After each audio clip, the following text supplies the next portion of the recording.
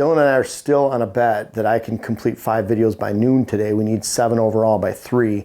And I want to be able to go to lunch is bottom line. I don't care if Dylan pays or not, but if I get 5 done, he's paying. So I'm going to shut up now.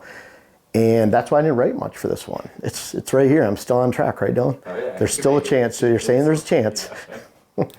So number 1, deer hunting and habitat need. And I keep running over because I don't want to shorten these. I'm just going to talk like I normally would on these to try to get the point across to you guys and hope it makes sense, because if I'm not making sense of what I'm teaching you and offering a lot of why and examples, it doesn't really matter. But deer hunting and habitat, and I'm talking on private land. We can prune apple trees, we can plant apple trees, we can plant soft mast, we can plant hard mast, we can go create deer bedding areas, travel corridors, water holes, mock scrapes, stand locations, blind locations, screening, switchgrass, shrubs. There's so much you can do. But where does it all start? What do you start with? What's the most important thing you have to have on every single private land deer hunting parcel that has the space for it? You have to have quality food. Quality food is not apple trees, chestnuts, acorns. That's not quality food. It's quality food. It's quality almost browse, back in the browse areas. Quality soft mass, apples, even chestnuts. They can be a great definition of travel partner or attraction on a great deer movement already in front of a stand location. But when it comes to actually molding, shaping, attracting, growing, building, and producing a great herd and hunt on your property, and let's face it, you can't have a great herd if you don't have a great hunt. People say, oh, we're creating a great quality deer management herd. We're creating a great quality herd, a balanced herd. But if it's all at night, folks, you aren't creating anything.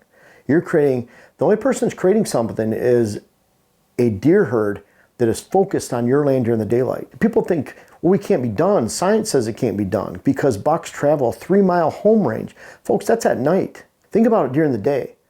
Other than the middle and the portion of the rut, but even then they're going to be on half your land. They're going to be on your land and focused on your land. Bucks travel, except for that rut, very little during the daylight hours. If you're in an average ag area, we find that bucks will travel in a 200 to 400 yard window, 500 yards at the most, on a daily basis the entire hunting season, with outside of those middle portions of the rut, just a few days or a week. And even then, they might be on your own land. If that's a big wilderness area, they might travel a half mile. They might travel 3/4 mile on a daily basis because they have the space and they'll take it.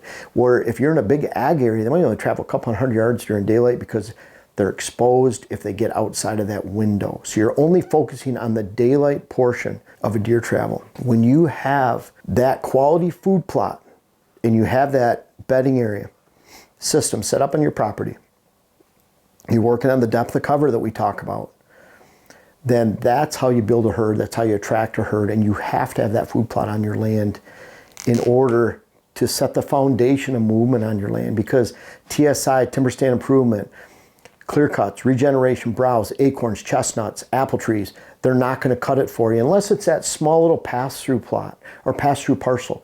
You might have 10 acres that's on a river bottom in a big ag area. Well, it's going to be loaded with deer because you have the only cover in the area. It's on a river bottom, so deer pass through it. Maybe you have that lone 5-acre woods out in the middle of ag fields.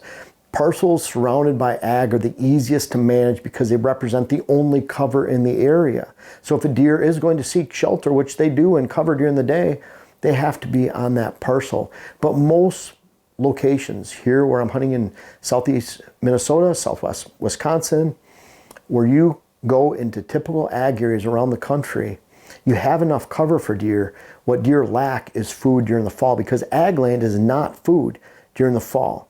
It's getting picked, chopped, plowed, manured, chisel plowed, and it's gone. You have to rely on the same thing every year. You can't build a herd if every other year the deer are gone because there's corn or beans, and they're not there when there's one versus the other. It's one side of your property, and they're always flipping from one area. You're not going to have consistency for it to attract and hold mature bucks. Food plots are critical. You have to have food plots. That sets the foundation of movement. When we go to a property, we're looking at where can food plots go, where can food plots safely go, can clients get in and out of their land and around to stand locations without spooking deer on this food, whether it's when they go in the morning, when they come out in the afternoon, even stand locations. Can you put a stand location here without spooking the food plot next to it. It's critical on your property because if you have the quality food, now you're going to have adjacent doe bedding. You can set up your habitat to include that adjacent doe bedding, and then whatever leftover cover behind the does is for mature bucks. Unfortunately, people do it in reverse.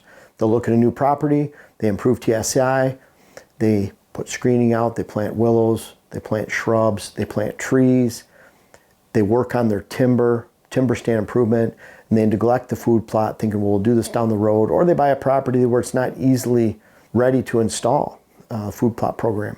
And so, folks, if you want to build a great herd and hunt, you have to have food plots. It's just critical. That's the first thing we looked at here. It's the first thing I look at. If I'm going to lease a new property, if I can't plant food plots on it, that would be different if it was that 10-acre piece on a river, Western Illinois somewhere, and I was going to look at that. I could just show up and hunt it.